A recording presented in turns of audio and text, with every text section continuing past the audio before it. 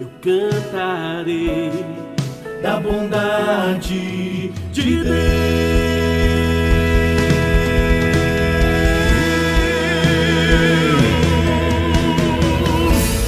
És fiel em todo o tempo, és fiel, Senhor. Em todo o tempo tu és tão bom. Com todo o fôlego que tem, eu cantarei, Senhor, cantarei da bondade de Deus. Eu cantarei da bondade de Deus. Eu cantarei da bondade de Deus.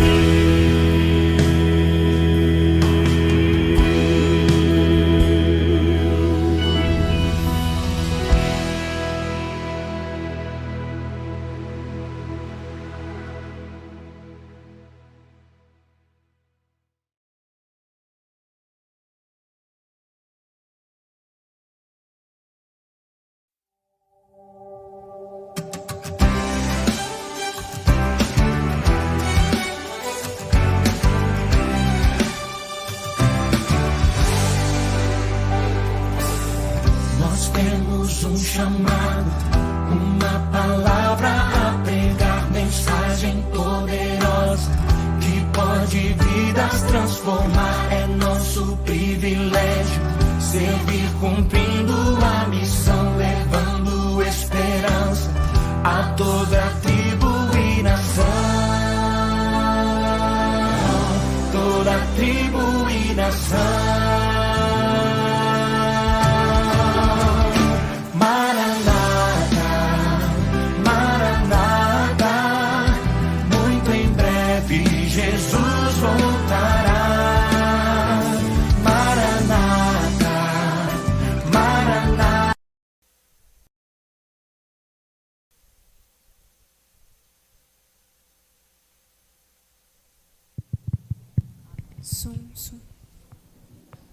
Boa noite.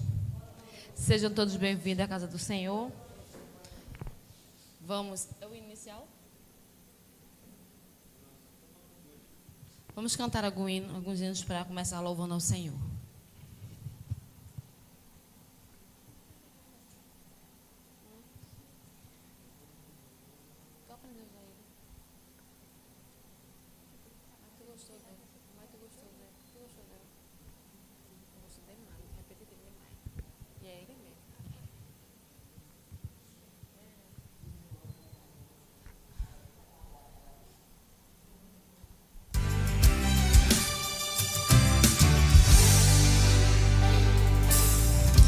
Temos um chamado, uma palavra a pregar, mensagem poderosa que pode vidas transformar. É nosso privilégio servir cumprindo a missão, levando esperança a toda tribo e nação.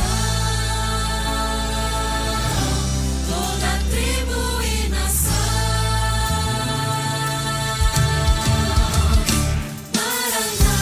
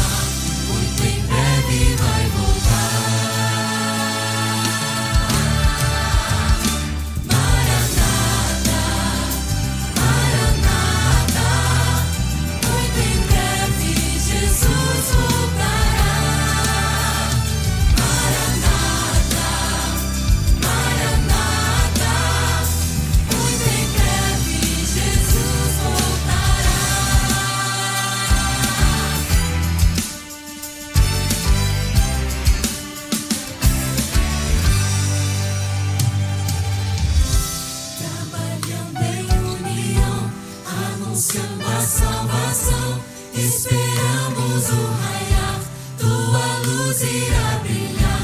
Na palavra o alimento, na promessa o cumprimento. Esperamos o raiar, tua luz irá brilhar. Trabalhando em união, anunciando a salvação. Esperamos o raiar, tua luz irá brilhar. Na palavra o alimento, na promessa o cumprimento. Esperamos o raiar, tua luz irá brilhar.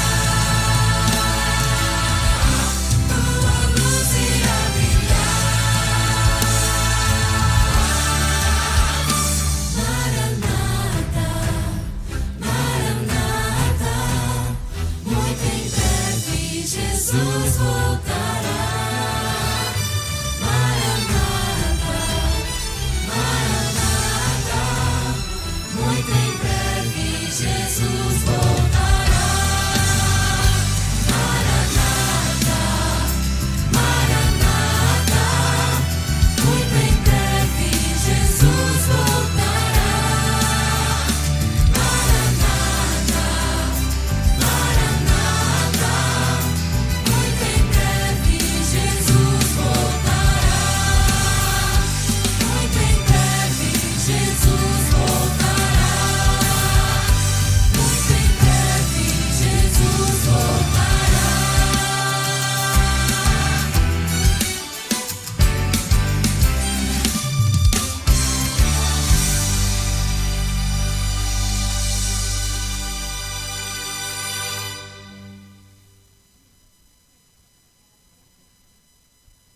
Amém.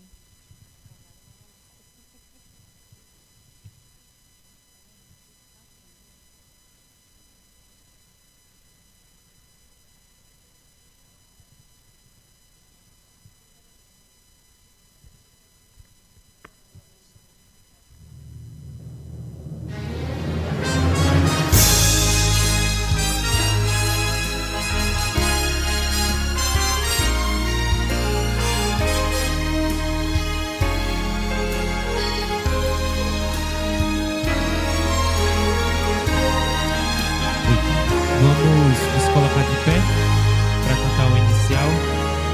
Há caminhos que parecem ideais para se seguir. Há projetos que parecem ser de Deus. Desde quando me levanto até quando vou dormir, sou provado, tenho escolhas a fazer. Cada dia que eu vivo é um milagre singular, mas também tenho lutas pra enfrentar. Eu te peço, Senhor, que eu aprenda mais de ti, para ser cada dia vencedor. Eu me entrego a ti, Senhor, em oração aqui estou, pra pedir que não me deixes pecar contra ti. Com teu amor em minha mente, eu te obedeço humildemente, vencedor. Cada dia eu sou.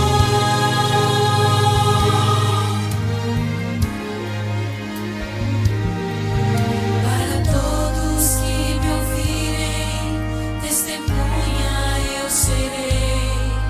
Vou mostrar-lhes o caminho até Jesus. É um passo de fé, entregar-se a esse Deus, pra ganhar liberdade, pra vencer. Eu me entrego a ti, Senhor, em oração aqui estou, pra pedir que não me deixes pecar contra ti. Com teu amor em minha mente, eu te obedeço humildemente,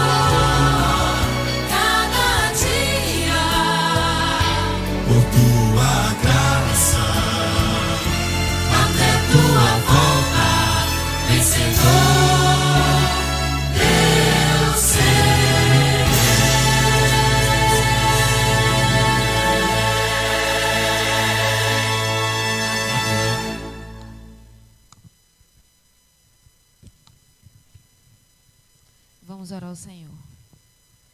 Senhor eterno Deus, Pai celestial, obrigado, Senhor, pela dádiva de estarmos aqui hoje. Obrigado pela vida de cada um aqui, Senhor, e de suas famílias aqui representadas. Também, Senhor, vai ter com aqueles que estão enfermos ou por algum motivo não puderam chegar até aqui hoje, Jesus. Também apressa os passos daqueles que ainda vão chegar. Os abençoe de tua forma, do jeito que tu achares que deve.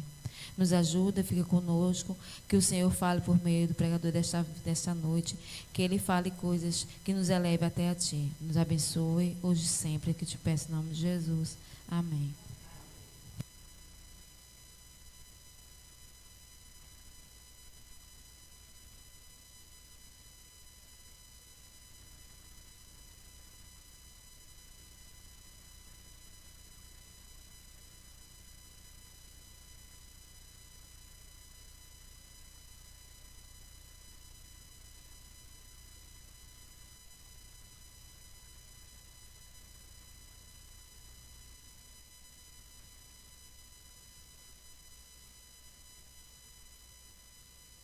Que Deus nunca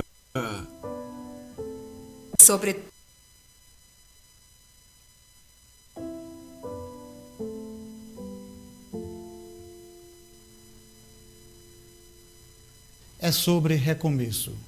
É sobre ter a certeza de que eu não fui tão longe que pudesse me alcançar. É sobre transformação. Porque Deus nunca desistiu de mim. Ele sempre me amou.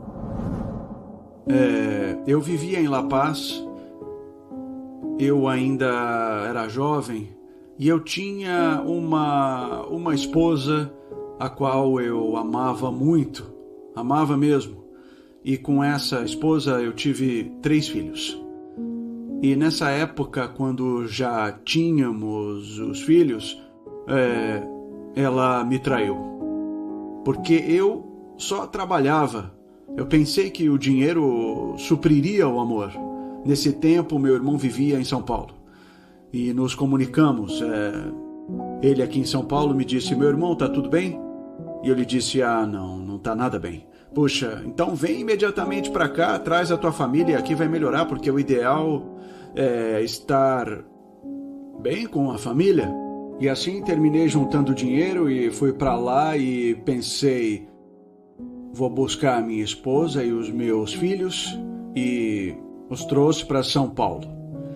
E assim, nesse plano, eu fiquei, consegui uma casa, abrimos uma oficina e trabalhávamos juntos. E o que aconteceu?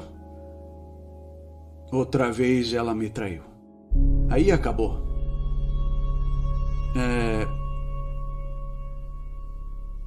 Realmente eu não podia aceitar isso. Não aceitava mesmo. E aí eu novamente entrei no vício.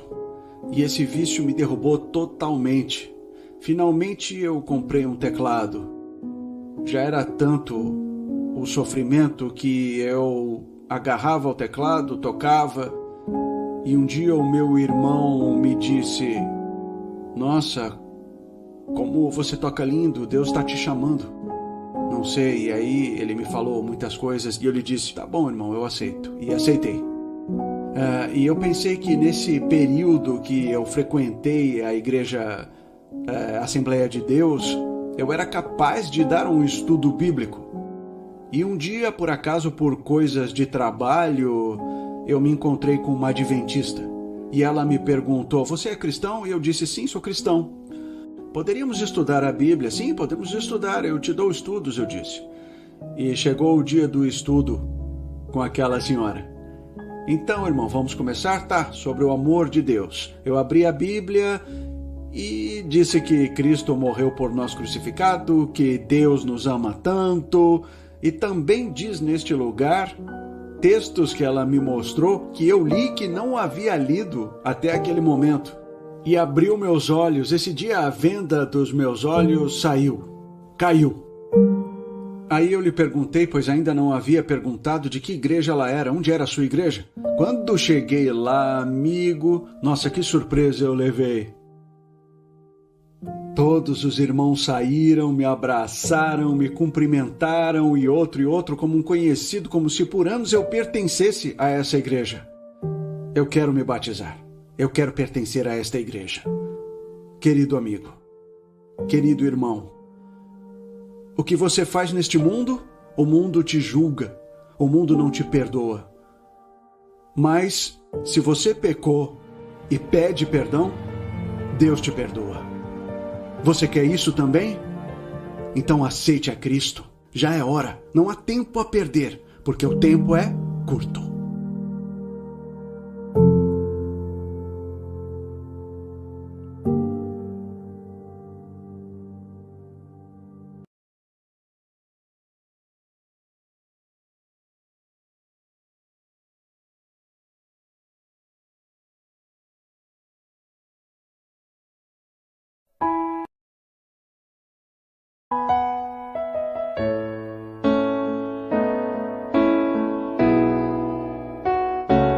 Entregamos o que é teu, ó Senhor, com alegria e imensa gratidão por tudo que és, ó Senhor.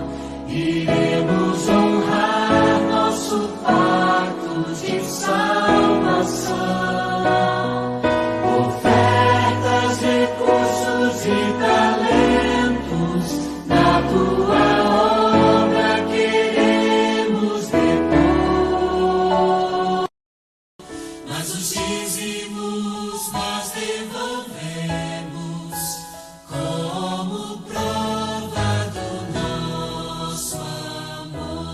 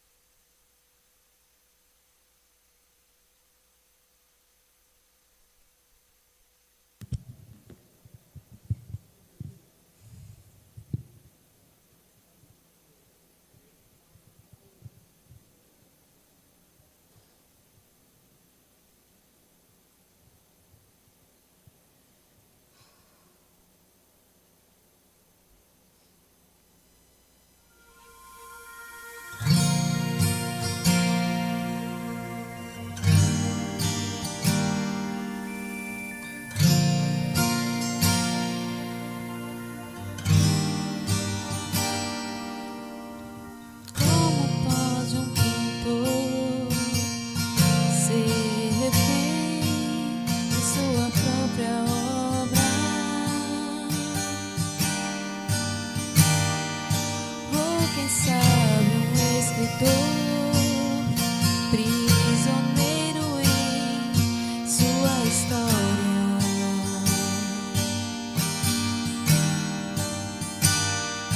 Quanto tempo eu perdi sem te buscar?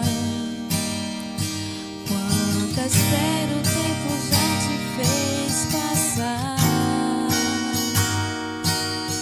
Não sei como o inventor do tempo esperou pelo meu amor.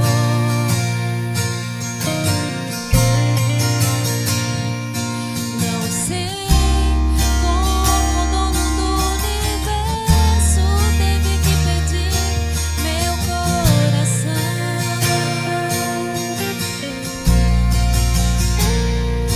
Que bom que foi assim, que bom que me esperou. Tão bom tu és pra mim. Que bom que me esperou, que bom que foi assim. Tão bom tu és pra mim. Sem início ou fim, seu amor está além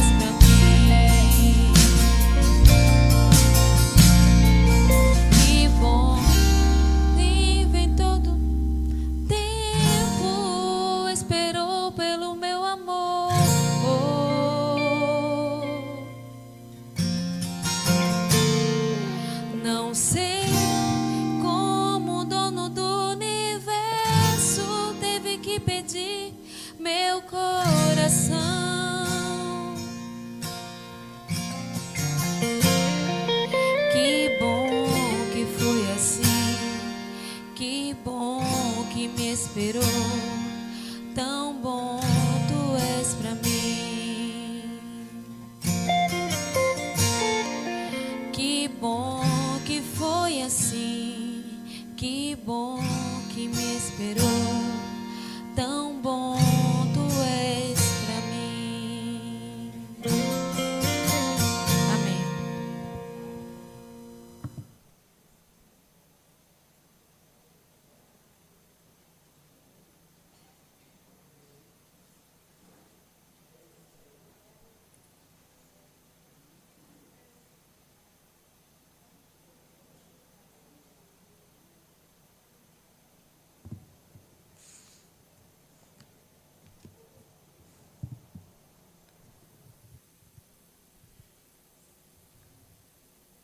Vamos abrir a nossa Bíblia aí, em Apocalipse 12, 17.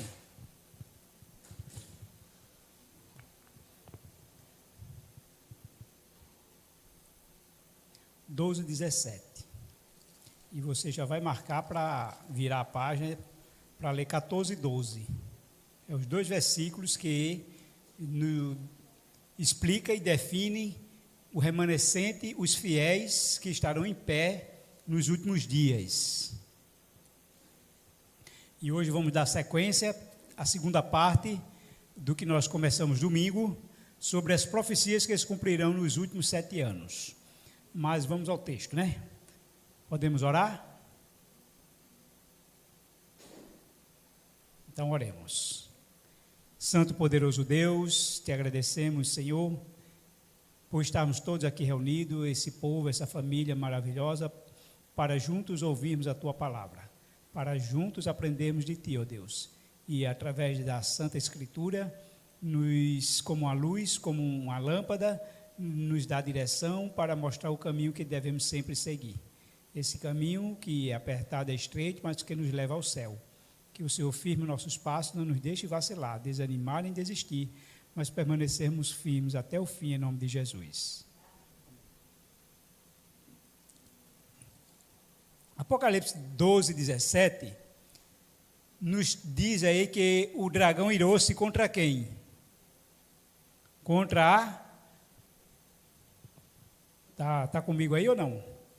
Irou-se o dragão contra a mulher e foi pelejar com os restantes de sua descendência. E quem são esses? E ele aí se pôs em pé sobre a areia do mar. Agora o 14 e 12, que trazem as mesmas palavras, né, mudando pouca coisa. 14 e 12 aí de Apocalipse. Aqui está a perseverança dos santos. Vejam que no 12 e 17 diz que o remanescente, né, ou seja, o descendente da mulher, e diz quem são eles. E agora diz a perseverança dos santos. Quem são esses santos? 14 e 12. Quem são os santos? Os que guardam os mandamentos de Deus e a fé em Jesus. Porque se perder a fé, perdeu tudo, né? Não basta só guardar os mandamentos, porque as obras, né, os frutos da obra não salvam ninguém. Assim como você não pode ir para o céu. Você não tem como nem chegar lá, você não sabe nem onde é. Nem que você virasse um foguete. Se Jesus não vier ali buscar, você não vai. E o que precisa eu crer para Jesus vir me buscar? É a fé. Por isso que é fundamental o que ele diz aí, né? Eles guardam os mandamentos de Deus, mas o que move a guardar é a fé. Essa fé, crendo que Jesus vai cumprir o que ele disse. O que é que Jesus disse? Vou preparar-vos lugar. E quando eu for vos preparar lugar, eu voltarei. E vos levarei para mim mesmo, para que onde eu estou, estejais vós também. Atente para o que Jesus disse, né? Eu vou vir buscar e vos levarei para mim mesmo, para que onde eu estou, estejais vós também. Então, Jesus, quando vier, vem nos buscar para nos levar para onde? Para o céu. 2 Tessalonicenses 4, 15 a 16, diz que, ouvida a voz do arcanjo, ressoada a trombeta de Deus, descerá dos céus, e os vivos ressuscitarão primeiro. E nós, ou os mortos, né, aliás, ressuscitarão primeiro. E nós, os vivos, seremos o quê? Arrebatados para o encontro com o Senhor aonde? Nas nuvens. E das nuvens, vamos para onde? Vamos descer de novo ou vamos continuar subindo? Subindo, foi o que Jesus disse, para que onde eu estou estejais vós também.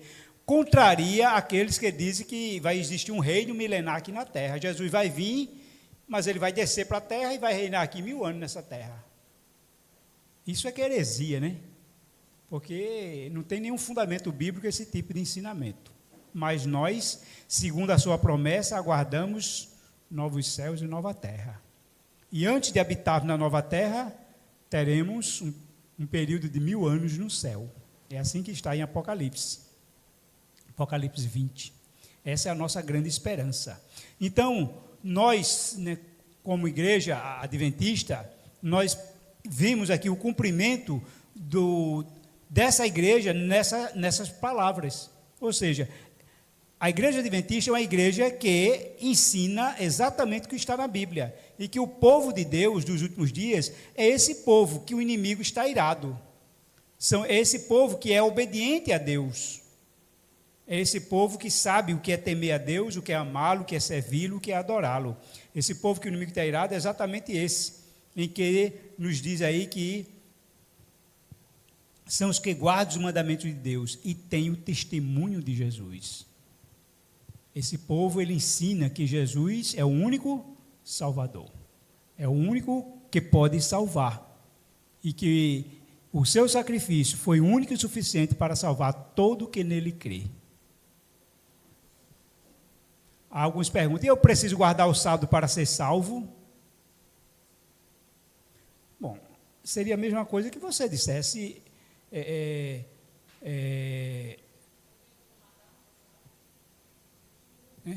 Para ser salvo, eu preciso guardar os 10 mandamentos?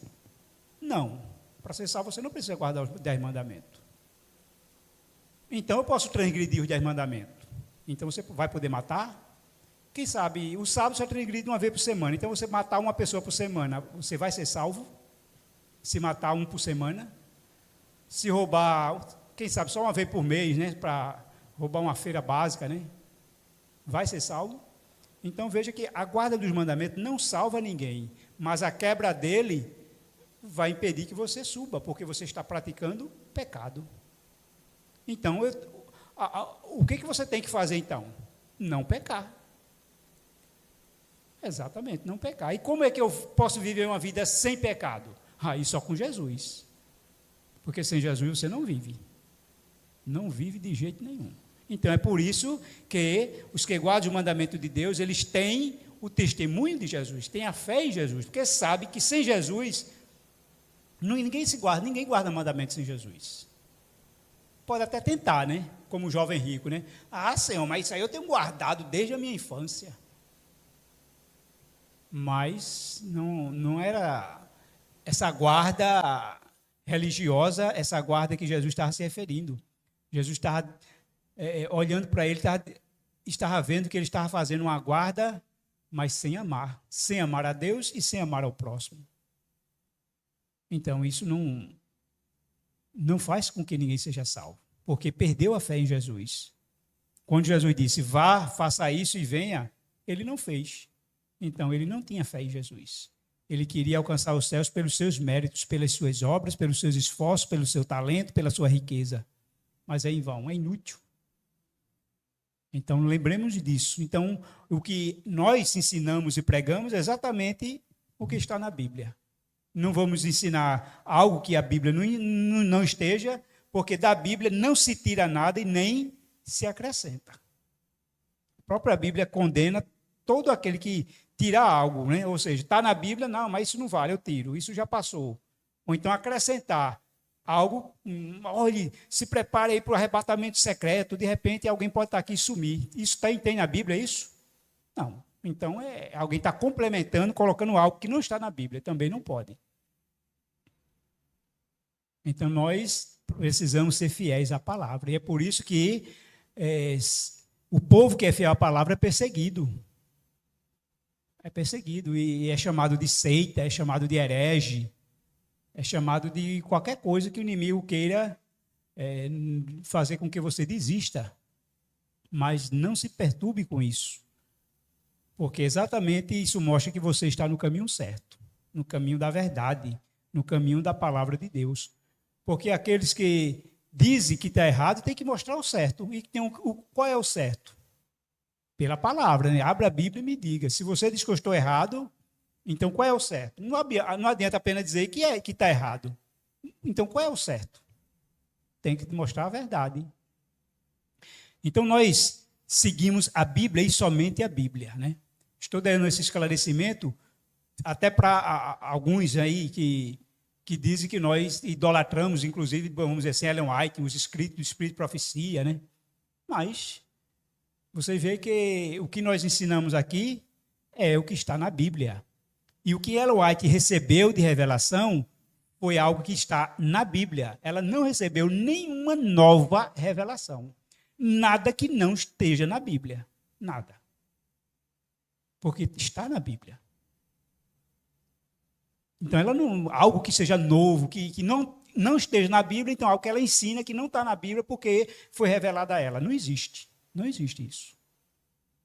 Se você falar em tudo que nós falamos aqui, que já passamos, né, não vou adiantar, mas vai passando aí, número 1. Reavivamento e reforma. A gente vê aí, está os textos da Bíblia aí. Houve um primeiro Pentecoste, vai haver um segundo Pentecoste, isso é bíblico, isso é profético. Chuva seroide. O que é chuva seroide? É o Pentecoste, é o derramamento do Espírito Santo. Está aí os textos bíblicos. Tudo que ela está explicando, né? Ela explica o que é uma chuva serôdia, com base no que já está escrito. O próprio Pedro usou Joel 2,28 para mostrar que o derramamento do Espírito Santo foi na sua época. Mas haverá um segundo derramamento. Isso é profético, porque a história se repete. Antes que venha o terrível e grande dia do Senhor, diz lá em Joel. Então, esse terrível e grande dia do Senhor é sempre uma referência à segunda vinda de Cristo. Número 3, né? O alto clamor. Com base até em Mateus 24, 14, né, que o evangelho será pregado em todo o mundo, então virá o fim. Esse é o alto clamor, é a última mensagem de Deus, é profético, está na Bíblia. Ela só explica como isso vai ocorrer, como a igreja vai se preparar. Isso é o que está escrito nos livros dela, o grande conflito, eventos finais. Você vê a sacudidura. O que é sacudidura? É a separação do joio do trigo. Quem falou que vai separar o joio do trigo? Quem foi que falou isso? Quem contou essa parábola? O próprio Jesus. Ele disse que vai haver a separação do joio do trigo. Cabe a Deus fazer isso, né? Ele não delegou isso a ninguém. Ele mesmo vai fazer. Vai separar o joio do trigo. E quando é que isso ocorre? Quando há a grande apostasia, né? Nós vamos ver, com a apostasia vai revelar quem é joio e quem é trigo. E nós falamos também sobre o selamento. O selamento está muito claro em Apocalipse 7, selar os fiéis de Deus. O selamento está em Efésios, que o Espírito Santo é o agente que sela. Está tudo baseado na Bíblia. Então, não é nenhuma nova revelação que ela teve do que a gente está aprendendo. Apenas temos esclarecimento do que cada evento desse tem um significado e como a igreja, né, pode se preparar para isso. E a igreja adventista, ela não é exclusiva. Eu vou começar a partir do 6 agora. Mas estou aqui, né? Esqueci que eu estou. A igreja adventista, ela não é exclusiva. Ela está aberta para qualquer um que queira entrar e aprender. Assim como a gente mesmo prega que muitos que estão dentro da igreja adventista vão sair. A gente jamais prega dizendo que quem estiver aqui dentro, todo mundo vai ser salvo. Isso é uma heresia se eu dissesse isso. A gente sabe que muitos que estão aqui dentro vão sair. E muitos que estão lá fora, em outras igrejas, em outras religiões, vão entrar. Porque o próprio Jesus disse em João 10,16, né? Eu tenho outras ovelhas que não são desse aprisco, mas a mim cabe chamá-las. Então haverá um só rebanho e um só pastor. Foi o próprio Jesus que falou isso. O chamado lá em Apocalipse 18:4. Que é que o chamado de Deus? Para o seu povo sair de Babilônia, né? Se vocês estiverem ainda em Apocalipse, se não fecharam aí, vamos só conferir. Apocalipse 18. Versículo 2, 18:2, nos diz que um anjo, né, o anjo que, depois dessas coisas, vi descer do céu outro anjo que tinha grande autoridade, e a terra se iluminou com a sua glória. E o 2 diz, então exclamou com potente voz, dizendo, caiu a grande Babilônia, e se tornou morada de demônios, covil de toda espécie de espírito imundo, esconderijo de todo gênero de ave imunda e detestável. E o 4, ouvi outra voz do céu dizendo: retirai-vos dela, povo meu, para não ser de cúmplice em seus pecados e para não ser de participante dos seus flagelos. Veja o que a própria igreja prega, admitindo e reconhecendo que nem todos que são adventistas vão ser salvos. E nem todos que estão lá fora em outras igrejas e religiões estão perdidos. Eles se unirão e haverá um só povo, um só rebanho, um só pastor. Jesus, quando vier, não vai estar tirando um pouquinho de cada igreja, de cada religião, não. O povo dele já vai estar totalmente unido, num só propósito. Todos estarão unidos, porque os eventos que se seguirão vão fazer isso. E esse evento, né, começa com o decreto dominical. Em Apocalipse 13, né, deixa claramente o que é o decreto dominical. E com isso, o decreto dominical ele vai ajudar a pregar o evangelho, né, vai se tornar, o mundo vai conhecer, vai ter a última mensagem, que é o alto clamor, durante esse decreto, porque vai causar o que causou essas crises, né? E as pessoas vão ser atraídas e vai haver um movimento para que as pessoas entendam, porque vai haver uma situação muito complicada. Eu diria que é um tema para a gente estudar Apocalipse 13, um sermão só para isso. Então, eu não vou detalhar muito, né? Mas o que nos diz? Veja Apocalipse 13. O primeiro ponto é versículo 3. Então vi uma de suas cabeças, falando da besta do mar. 13:3. Então vi uma de suas cabeças como golpeada de morte, mas essa ferida mortal foi curada, e toda a terra se maravilhou seguindo a besta. Né? Adoraram a besta, adoraram o dragão e fizeram tudo isso. E essa besta, depois se unindo com a segunda besta, a besta da terra, nos diz aí, versículo 12, 13:12. Exerce toda a autoridade da primeira besta na sua presença, faz com que a terra e seus habitantes adorem a primeira besta, cuja ferida mortal fora curada. Também opera grandes sinais, de maneira que até fogo do céu faz descer a terra, diante dos homens. Seduz os que habitam sobre a terra por causa dos sinais que lhe foi dado a executar diante da besta, dizendo aos que habitam sobre a terra que façam uma imagem à besta. E veja o que agora nos diz, 16, versículo 16. E a todos pequenos, grandes, ricos, pobres, livres, escravos, faz que seja-lhes dada certa marca sobre a mão direita ou sobre a fronte, para que ninguém possa comprar ou vender, senão aquele que tem a marca, o nome da besta ou o número do seu nome. A gente já falou muito sobre esse tema, vamos falar mais, assim, um sermão só sobre isso, mas o que aqui nos deixa claro que haverá uma imposição dos governantes do mundo para que o mundo inteiro siga a besta. Siga a besta. Então, que sinal é esse que eles procuram decretar para que haja digamos assim, um modo claro de identificar que esse é o sinal da besta? A gente, então, tem que entender o que Deus diz em Ezequiel 20:20. Vejamos Ezequiel 20:20.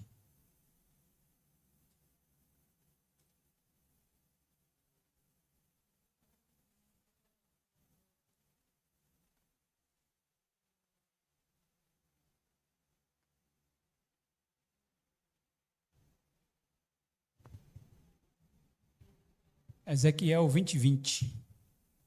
Santificai os meus sábados, pois servirão de sinal entre mim e vós, para que saibais que eu sou o Senhor, vosso Deus.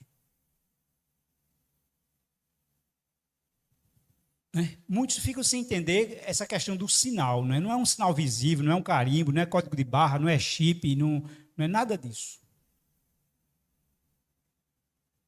O que fez Pedro morrer e ainda pedir para morrer crucificado de cabeça para baixo? Ele ia morrer crucificado. Tá bom, então crucifica a cabeça para baixo. O que fez com que João não relutasse em ser jogado no caldeirão de azeite quente? O que fez Marcos ser amarrado num cavalo e ser arrastado pelas ruas? Tiago foi o primeiro a ser decapitado. Pois é. Então, o sinal é a sua decisão, é mental, é a decisão firme de se manter fiel. Isso, não há maior sinal do que isso. Então não preciso, aqui meu documento, eu posso comprar. Não precisa disso. É a decisão firme de permanecer fiel. Então o sábado identifica o fiel de Deus, por quê? Porque esse vai ser o ponto de polêmica, né? Você olhar para os mandamentos, os 9, todas as igrejas guardam praticamente, vamos dizer assim. Mas quando vem a questão do sábado, aí, né, é uma luta, é um malabarismo para tentar dizer que a lei foi abolida, o sábado passou, que não é para guardar, que não sei o quê, tá. Muita conversa. Então, eu procuro usar essa comparação, né? Quem é que lhe obedece? Nilma tem 3 filhos, né? Muito bem. Eles lhe obedecem, né? Você é a mãe, né? Dá ordem, ele vem, né? Então, se você tiver seus filhos brincando lá com 10 meninos, e os 10 se chama Cauã, os 10 se chama Cauã, mas você chegar lá e dizer, Cauã, vem cá, você acha que os 10 vão vir? Quem vai vir? Só o seu. É isso que identifica quem é o povo de Deus, é aquele que o obedece. Ele mesmo disse em João 10, 14 e 15, se me amais, guardarei os meus mandamentos. Ou seja, se você é meu filho, você me obedece. Agora, quem não é filho de Deus, aí não obedece. Não quer saber, não, isso aí não vou obedecer, não, isso passou, isso não vale, e cisca, né? Tem até menino que cisca ainda, né? Mas se você é seu filho mesmo, você vai fazer o que eu obedeço ou não? Não vai não, não sei o quê, não é de outro, não vou não. O que, Renato? Pois é. Mas o que? Vem cá, você vai sim. Então, é como Deus quer nos tratar, como um pai, e ele quer um filho que o obedeça. Então, quando diz que o sábado serve de sinal, porque identifica quem é realmente filho de Deus. Quem é que está pronto a obedecê-lo.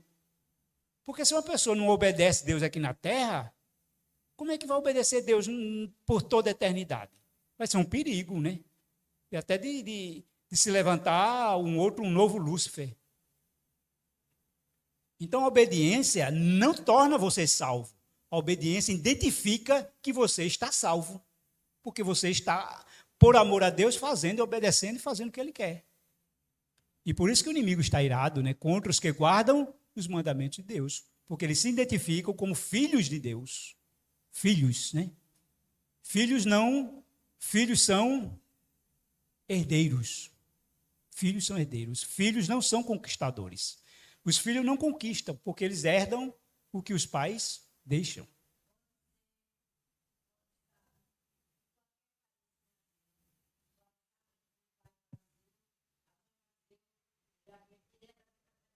Exatamente, porque os filhos herdam, são herdeiros. A salvação não é uma conquista.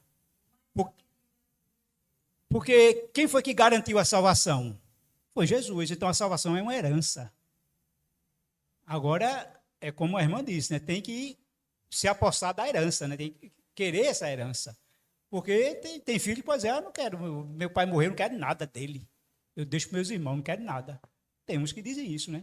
Então, a salvação é uma herança. Tem pessoas que não querem ser salvas. Eu quero ser salvo. Não, Jesus morreu para me salvar, mas eu não quero essa salvação, não. Pode não estar dizendo de boca, mas a atitude muitas vezes diz isso. Então, o que Deus quer é que nós nos identifiquemos como seus filhos. E os filhos obedecem. Se eu sou pai, Deus até diz em Miqueias 6, né?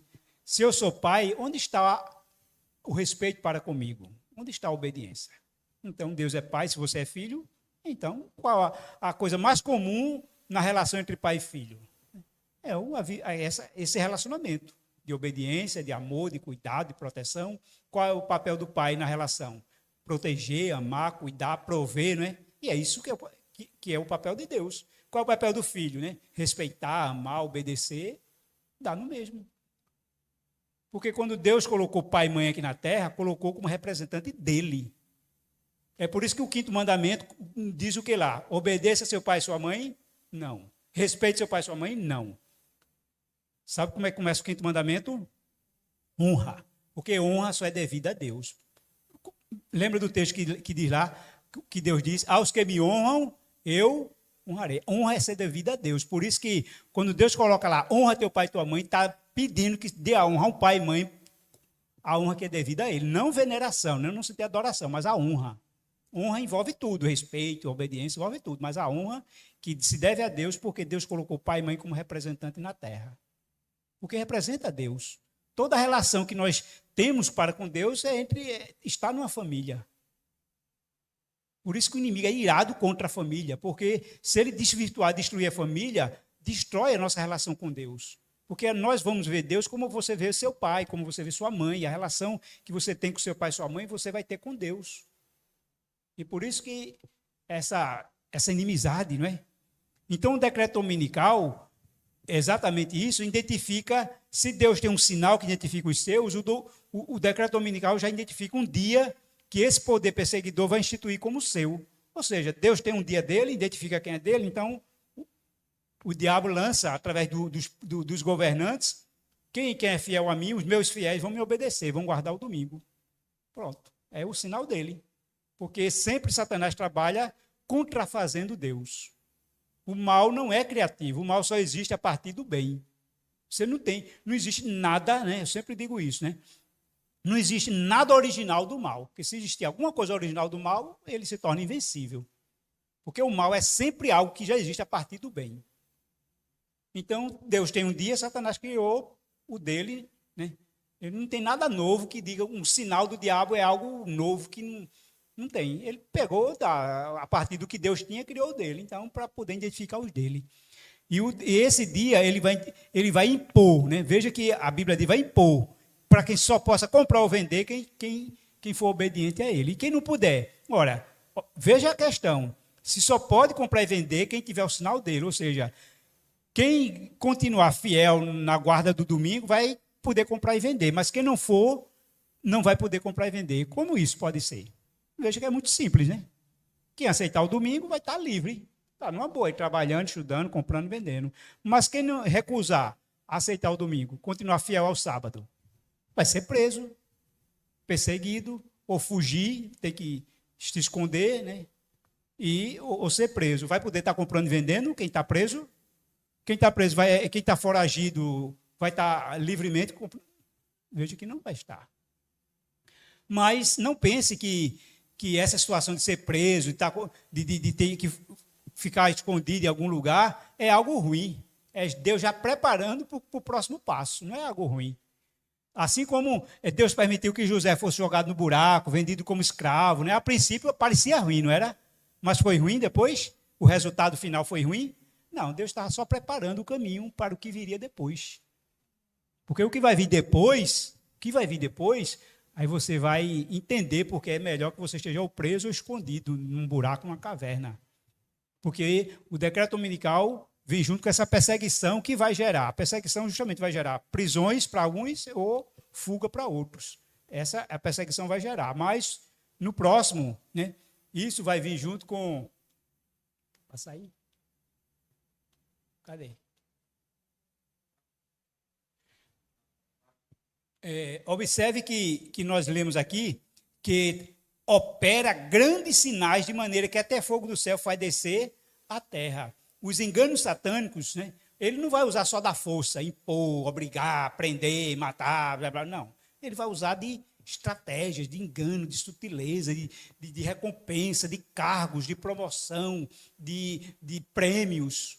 Ele vai usar. E até mesmo de milagres, de cura, coisas espantosas, fazer surgir como se fossem verdadeiras mágicas, que a própria Bíblia descreve como maravilha. Não diz o que vai ser, mas para enganar, para iludir, para as pessoas entenderem, esse é o Deus, é o Cristo, é o Messias, é o homem que a gente precisava, esse é o que a gente esperava, que vai resolver tudo e vai trazer paz e vai acabar com isso, aquilo, outro, né, para as pessoas, através dos enganos satânicos que ele vai usar. E nós, né, nesse movimento todo, haverá um tempo de angústia prévio, diz aí, é um breve período, possivelmente, entre o decreto dominical e o fechamento da porta da graça, quando tribulações deixarão o mundo perplexo, conforme Lucas 21, 25, 26. Porque nesse movimento de decreto dominical, ele virá para dar solução a algum problema. E que problema? O mundo vai estar em uma crise. crise geral, crise na natureza, crise climática, crise financeira, crise política, doenças, criminalidade, terremoto, fome, miséria. O mundo vai estar envolvido numa crise que eles vão dizer que a solução é seguir o conselho lá dessa grande autoridade que quer impor uma guarda do domingo, né, um lockdown dominical como uma solução para ajudar a acabar com esses problemas que o mundo vai enfrentar. Então, com isso, se gera um tempo de angústia. Angústia para os que estão passando pela crise e angústia para os que estão rejeitando a solução para a crise. Não é verdade? Veja só, né? Durante a crise sanitária, houve um grupo que tinha a solução para a crise, né? Quarentena, máscara, vacina, mas tinha um grupo que recusava tudo isso. Então, houve um embate, né? E isso gerou um embate entre dois grupos. A mesma coisa. A solução é a guarda do domingo, é fechar tudo no domingo, é aceitar o que o governante mundial vai impor, mas é um grupo que vai recusar, não vai adorar, não vai se dobrar, não vai aceitar, vai se manter fiel. E isso vai gerar angústia, perseguição, crítica e tudo que você imagina que já houve. E então, nesse tempo, aí nós vamos chegar ao fim do tempo da graça, porque todo esse movimento, essa crise, esse embate, vai fazer com que a verdade seja revelada. A Bíblia vai ser pregada, a última mensagem está sendo dada, mostrando de que lado vai estar o povo de Deus, a verdade da palavra de Deus, se é sábado, se é domingo, quem é de Deus, quem é do diabo, quem vai ser salvo, quem vai ser perdido, quem vai estar selado, quem não vai estar. Tudo isso vai estar se definindo para que feche a porta da graça. Porque quando a porta da graça fechar, vai ser como lá na Arca de Noé. O que aconteceu? Deus fechou a arca, não foi? E aí, começou a chover logo? Quantos dias se passaram depois que Deus fechou a arca para começar a chover? Quantos dias? 7 dias. Então, o povo que estava fora, né, vendo Noé entrou, a porta fechou, estava lá zombando, cantando, brincando, dormindo, passeando, comendo, bebendo, vestindo, casando, dando casamento. Não estava nem aí. Mas não sabia ele que, quando a porta ali fechou, ninguém mais podia entrar. Porque depois que a chuva começou a cair, a água a subir, Noé, abra a porta, Noé, abra a porta. Aí já era tarde demais. Então, por isso que Apocalipse 22:11, observe o que diz aí Apocalipse 22:11.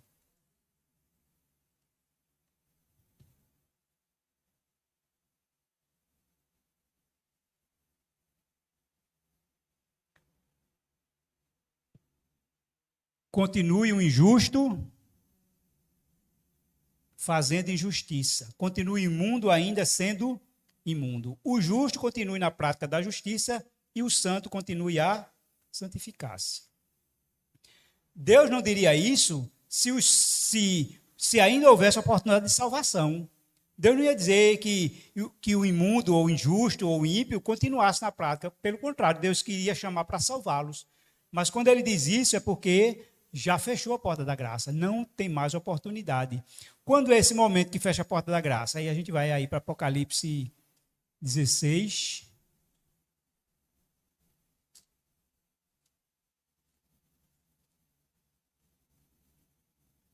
É 15, né? 15:8, aliás.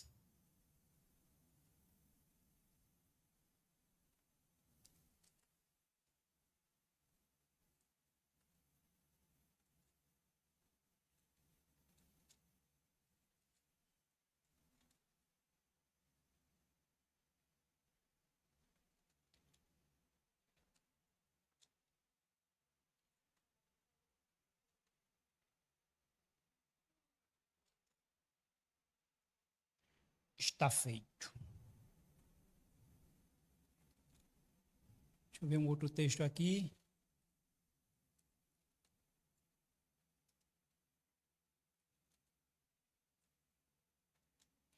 Nos diz aí Apocalipse 15:8.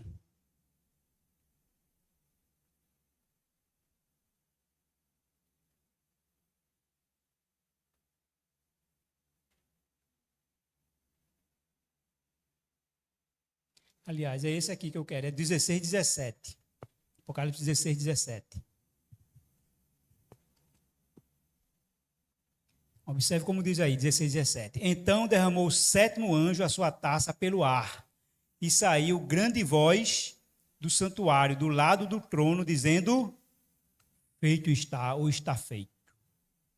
Esse momento que acontece isso, né, está feito, acabou, terminou. Se cumpre Daniel 12, 1. É a profecia que vai cumprir Daniel 12, 1.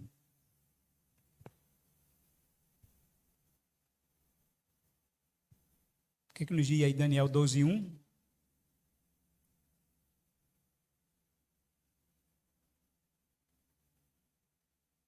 Nesse tempo se levantará Miguel, o grande príncipe, o defensor dos filhos do teu povo. E haverá tempo de angústia, qual nunca houve desde que houve nação, até aquele tempo. Mas naquele tempo será salvo o teu povo, todo aquele que for achado escrito no livro. Se levantar é no sentido justamente do Apocalipse, né? Ele se levanta e diz: está feito, acabou. Fechou a porta da graça. Então, quem é justo, continue justo, mas quem é ímpio, não tem mais perdão nem salvação. É um tempo entre a volta de Jesus, assim como foi na Arca de Noé. É um tempo antes de vir a destruição final, antes da volta de Jesus, haverá o fechamento da porta da graça, aonde as pessoas não terão uma oportunidade. Mas por que isso? Está aqui, né?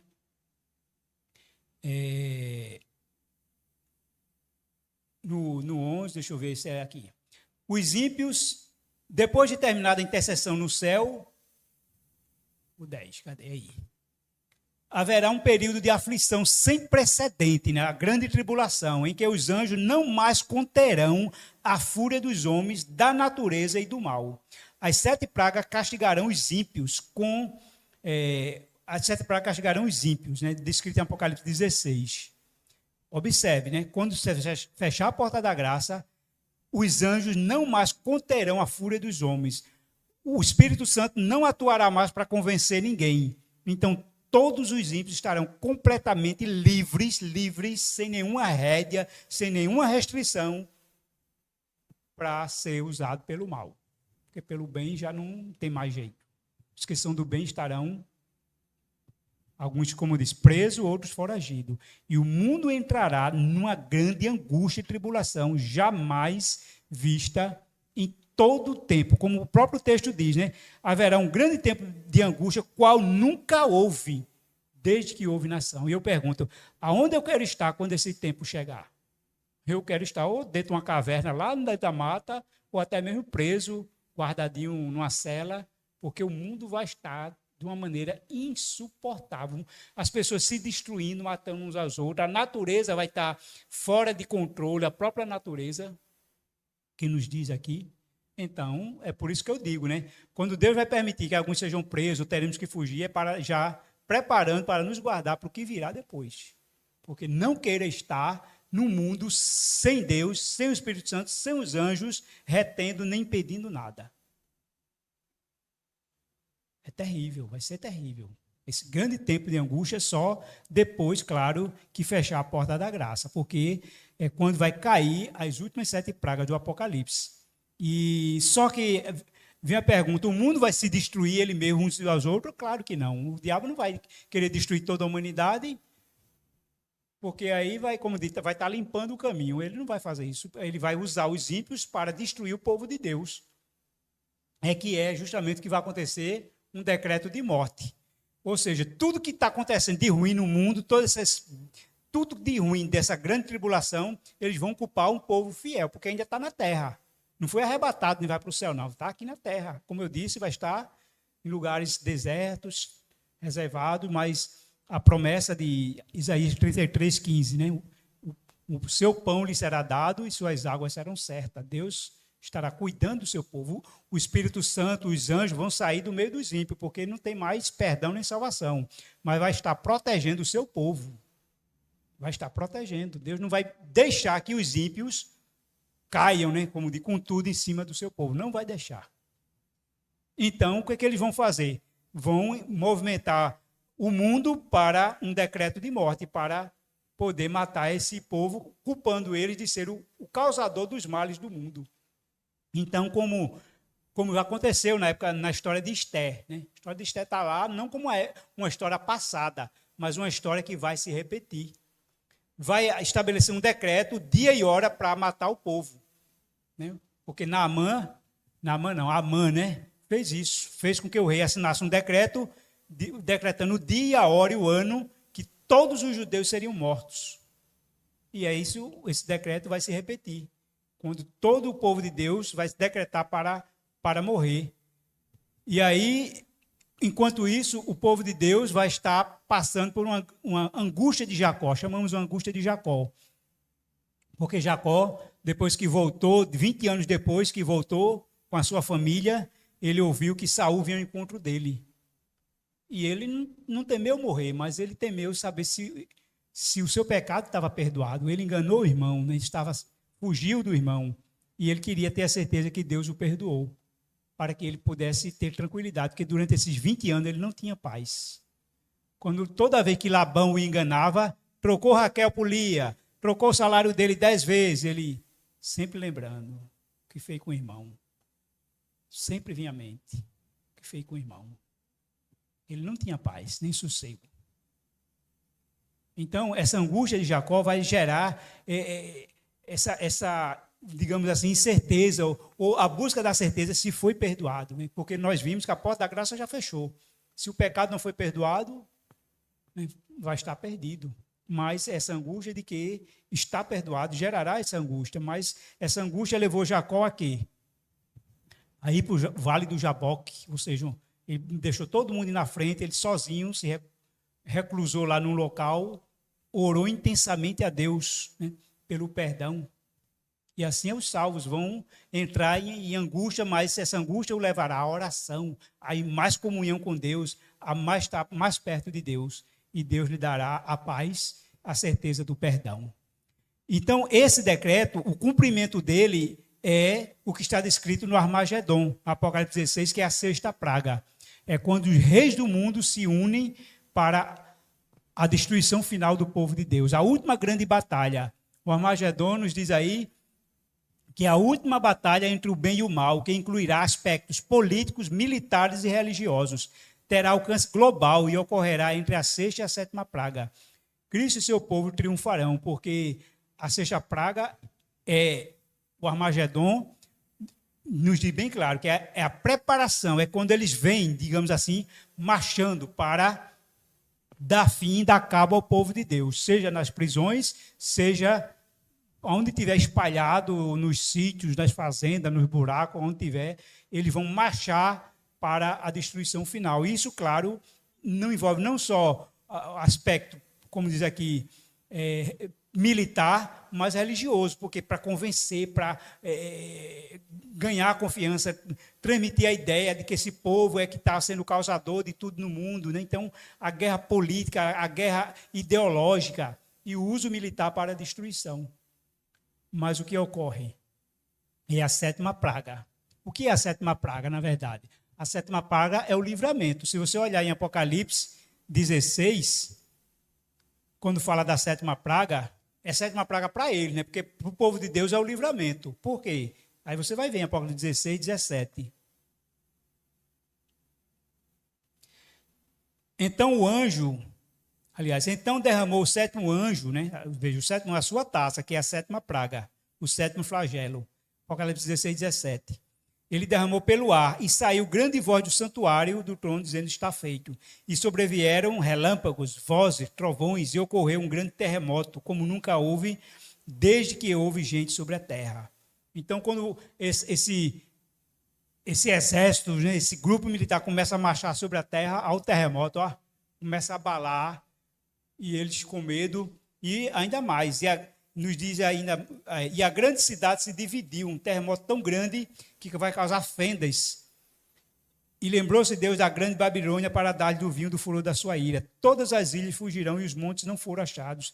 Também, versículo 21, desabou do céu sobre os homens grande saraivada com pedras que pesavam cerca de 1 talento, que em média 35 quilos. Alguma contagem fala entre 30 e 40, né? A média é 35 quilos, um talento. E por causa do flagelo da chuva de pedra, os homens blasfemaram de Deus, porquanto seu flagelo era sobremodo grande. Na batalha do Armagedon é a preparação para a última batalha para destruir o povo de Deus, que é a sexta praga, mas a sétima é o livramento. Quando Deus livra o seu povo de serem trucidados, ou destruídos, ou mortos pelos ímpios, Deus não vai permitir.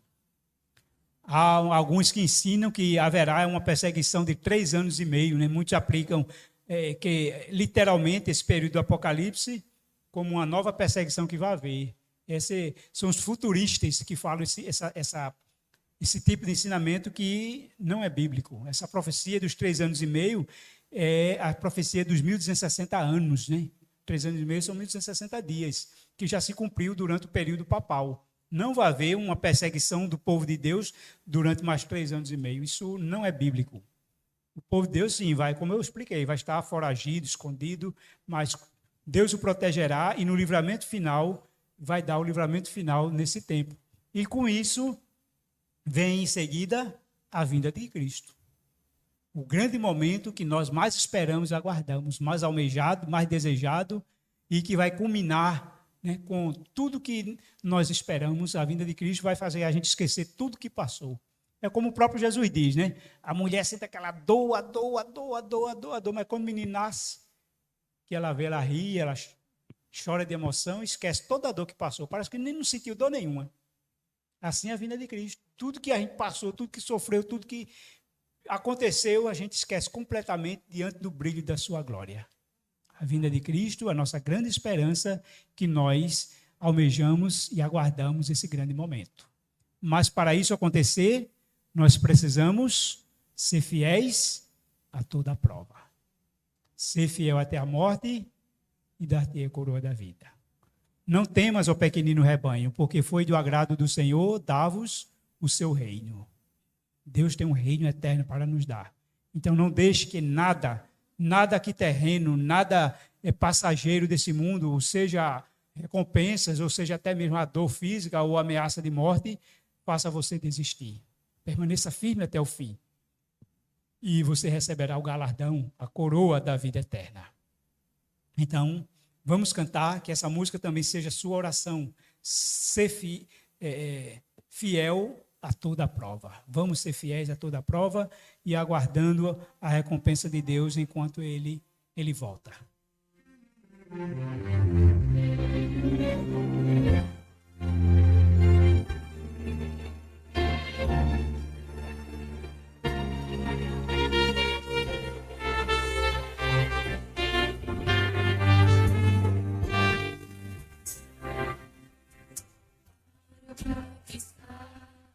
Os desafios deste meu viver, para ouvir o que a voz de Deus quer me dizer.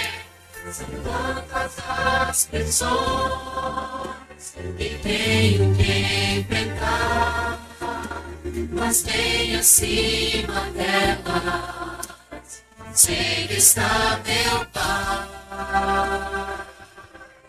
Quero ser fiel a toda prova, fiel em qualquer tempo, qualquer hora.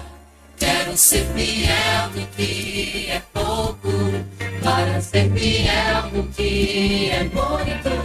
Quero ser fiel a toda prova, não por uma mera obrigação, mas em resposta ao amor tão grande que um dia inundou o meu coração.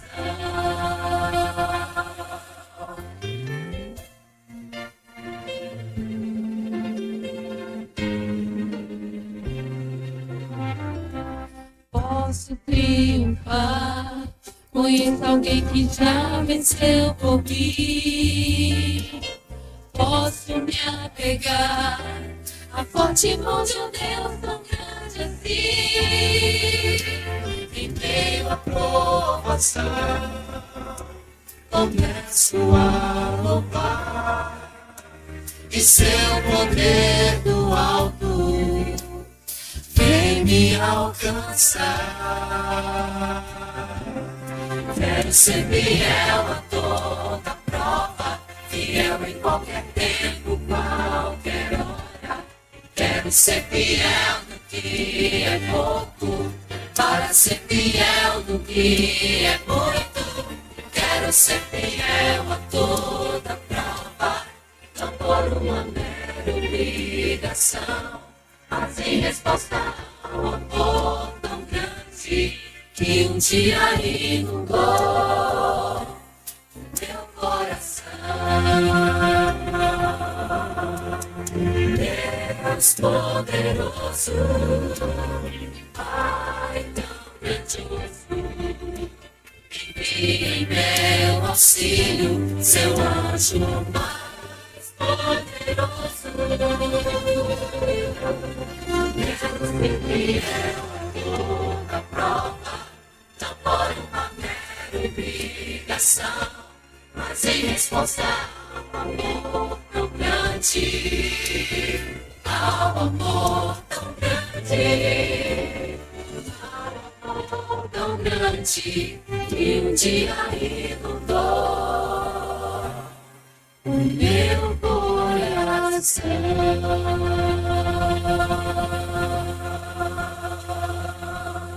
Amém.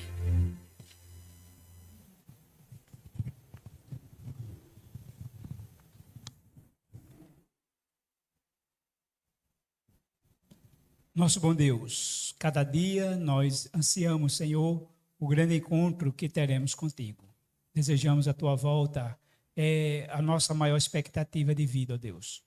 E para isso, ó Deus, permita-nos e ajude-nos para que em tudo que fizermos não percamos de vista o nosso desejo maior, que é aguardarmos, estarmos em pé, estarmos fiéis, estarmos firmes quando o Senhor voltar. Que nada nos desanime, nem a riqueza, nem a pobreza, nem a escassez, nem a fartura, ó Deus, nem a doença ou a saúde, nada nos separe desse teu grande amor.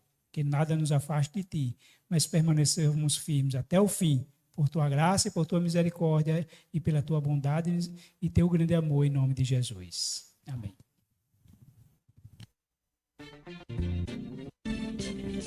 Ando pelo céu, levando o evangelho em suas mãos. Toda tribo, língua e nação irá ouvir. O povo